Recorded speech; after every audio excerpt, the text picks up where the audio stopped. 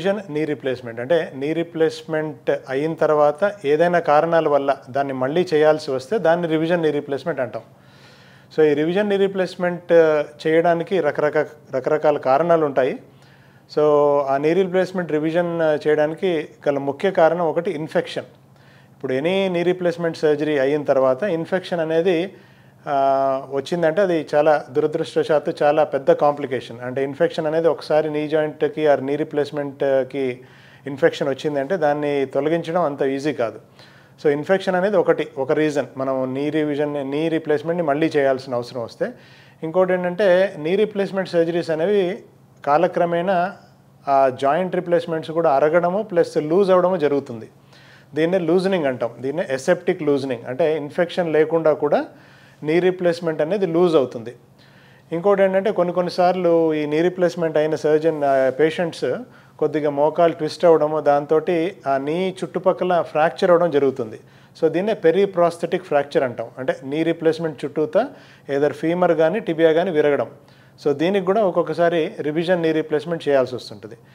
ఇంకా కొన్ని సందర్భాల్లో నీ జాయింట్ రీప్లేస్మెంట్ అయిపోయిన తర్వాత కూడా నీ బాగా స్టిఫ్గా ఉంటుంది. అంటే ఇప్పుడు అస్సలు కదలిక లేకుండా ఉండడం, మోకాలు అసలు బెండ్ అవ్వకపోవడం ఉంటుంది.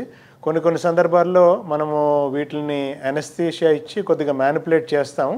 దాంతో చాలా మటుకు నీ రీప్లేస్మెంట్ సర్జరీ సిచ్యువేషన్స్లో మోకాలు మూమెంట్ వస్తుంది.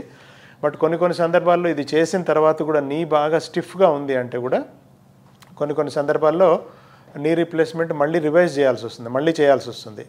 ఇంకా కొన్ని సందర్భాల్లో ఏంటంటే నీ జాయింట్ అనేది బాగా ల్యాక్స్గా ఉంటుంది. అంటే నడుస్తున్నప్పుడు ఆ నీ జాయింట్ తొలగిపోవడం కానీ అట్లాంటిది ఉంటుంది. సో ఇట్లాంటి సిచ్యువేషన్స్లో కూడా మళ్ళీ నీ రీప్లేస్మెంట్ని చేయాల్సి వస్తుంది. సో ఇవి మనం నీ రీప్లేస్మెంట్ని రివిజన్ వచ్చే సందర్భాలు ఏంటంటే ఒకటి మనం మాట్లాడుకున్నట్టు ఇన్ఫెక్షన్, ఆ జాయింట్ రీప్లేస్మెంట్ లూజ్ అయిపోవడము, జాయింట్ రీప్లేస్మెంట్ బాగా స్టిఫ్గా ఉండడము, లేదంటే జాయింట్ రీప్లేస్మెంట్ బాగా లూజ్గా ఉండి నడుస్తున్నప్పుడల్లా బాగా కదిలిపోవడము, లేదంటే ఒక్కొక్కసారి ఆ జాయింట్ రీప్లేస్మెంట్ చుట్టూతా వచ్చే ఫ్రాక్చర్స్ మూలాన మనం మళ్ళీ రివిజన్ చేయాల్సి వస్తుంది. వీటిలో లక్షణాలు ఏముంటాయంటే ఇప్పుడు ఆ జాయింట్ రీప్లేస్మెంట్ ఎందుకు మనకి లూజ్ అవుతుంది దాన్ని బట్టి లక్షణాలు ఉంటాయి. ఇప్పుడు ఇన్ఫెక్షన్ అనేది మోస్ట్ కామన్ కాజ్ మనం మాట్లాడుకున్న దాంట్లో. సో ఇన్ఫెక్షన్ ఉన్నప్పుడు ఏంటంటే ఆ ఆపరేషన్ చేసిన ఏరియా నుంచి పస్ రావడము, లేదంటే బాగా పెయిన్ ఉండడము, పేషెంట్కి ఫీవర్ ఉండడము ఇవి జరుగుతూ ఉంటాయి. ప్లస్ నడిచినప్పుడల్లా బాగా నొప్పిగా ఉంటుందన్నమాట. వాళ్ళు కాలు మూమెంట్ చేయలేరు, నడిచిన ప్రతిసారి నొప్పిగా ఉంటుంది. అవి ఇన్ఫెక్షన్ వల్ల వచ్చే లక్షణాలు. ఇంకా మనం అనుకున్నాం కదా లూజనింగ్ అనేది, ఎసెప్టిక్ లూజనింగ్ అంటే over a period of time ఆ మోకాలు అనేది లూజ్ అయిపోవడం వల్ల ఏంటంటే వాళ్ళు నడిచిన కొద్దీ నొప్పి వస్తుంటుంది అన్నమాట. ఎక్కువ దూరం నడవలేరు. సో ఇనిషియల్గా స్టార్టప్ పెయిన్ అంటారు, నడవడం స్టార్ట్ చేస్తున్న కొద్దీ నొప్పి స్టార్ట్ అవుతుంది, ఎక్కువ దూరం నడవలేకపోతుంటారు.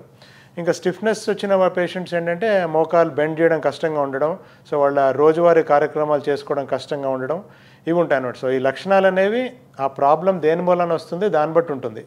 సో యాజ్ డాక్టర్స్ మనం ఆర్థోపెడిక్ సర్జన్స్ మేము చేసేది ఏంటంటే ఆ నీ రీప్లేస్మెంట్ పేషెంట్ ఎందుకు అన్హ్యాపీగా ఉన్నాడు, అంటే ఆయనకి ఏం కాంప్లికేషన్ వచ్చింది, ఇన్ఫెక్షన్ వచ్చిందా, లూజనింగ్ అయిందా, లేదంటే స్టిఫ్ జాయింట్ ఉందా, లేకపోతే ఇన్స్టెబిలిటీ ఉందా, అవన్నీ మనం ఐడెంటిఫై చేయడానికి రకరకాల పరీక్షలు చేస్తాం.